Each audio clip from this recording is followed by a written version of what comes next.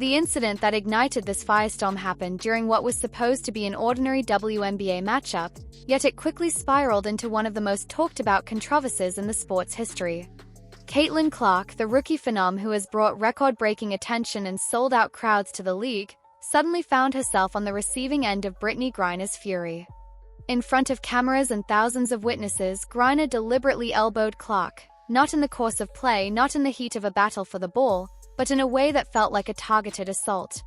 As if that wasn't enough, the moment turned uglier when lip readers caught what she muttered as she walked away, "Trash effing white girl." The video spread like wildfire.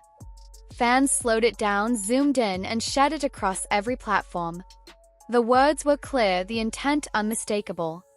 What might have been dismissed as just another rough foul became something far more sinister, a moment dripping with racial hostility that no league, no matter how politically correct, should be willing to ignore. But that's exactly what the WNBA did. The silence from the league office was deafening. No statements. No fines. No suspensions. Nothing. And this is where the hypocrisy became impossible to overlook. Imagine for a moment if the roles were reversed. If Caitlin Clark had elbowed Brittney Griner and muttered a slur about her race or sexuality, the outcry would have been merciless. Headlines would have dominated mainstream outlets. Activists, politicians, and celebrities would have rushed to condemn it. Clark would almost certainly face suspension, loss of endorsements, and perhaps even public shaming campaigns designed to destroy her reputation. But when Griner did it, the league looked the other way, hoping the storm would blow over. Fans weren't fooled. Commentators and analysts called it what it was, a blatant double standard. The WNBA, a league that thrives on virtue signaling and identity politics, suddenly had no appetite for accountability when one of its most protected stars crossed the line. The message was clear: some players were untouchable, no matter how toxic their behavior became. But Caitlin Clark's story didn't end with that elbow or that insult. What makes her rise so compelling is not just her talent but the way she's handled adversity with poise beyond her years. For every cheap shot, every dismissive comment, every attempt to minimize her accomplishments, Clark has answered with performance. She has broken scoring records, carried her team to new heights, and attracted millions of new fans to women's basketball. The numbers don't lie, ratings are up, attendance is up, sponsorships are pouring in. And all of it has Caitlin Clark's fingerprints on it. Even basketball legends like LeBron James, who has been no stranger to cultural controversies himself, stepped into the conversation. On a podcast with JJ Redick, James made it clear that what Clark was enduring reminded him of his own journey. He talked about the animosity directed at her, the jealousy, the attempts to tear her down instead of celebrating her greatness. He compared it to what his own son is now facing as a young athlete under the microscope. His message was simple but powerful: the hatred makes no sense. Clark, like all athletes, is just trying to live out her dream, and the sport should be celebrating her, not tearing her apart. It was a moment of clarity in a sea of noise. And it put into perspective what the WNBA risks losing if it continues to shield toxic behavior while refusing to defend its brightest stars. The statistics Whoopi Goldberg rattled off on The View are enough to silence anyone who dares claim Caitlin Clark's success is just about privilege.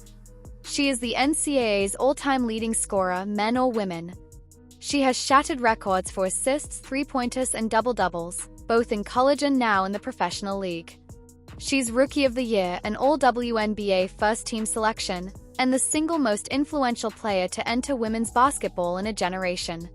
Yet instead of celebrating her, too many in the media and even inside the WNBA reduce her to labels: white, pretty, privileged.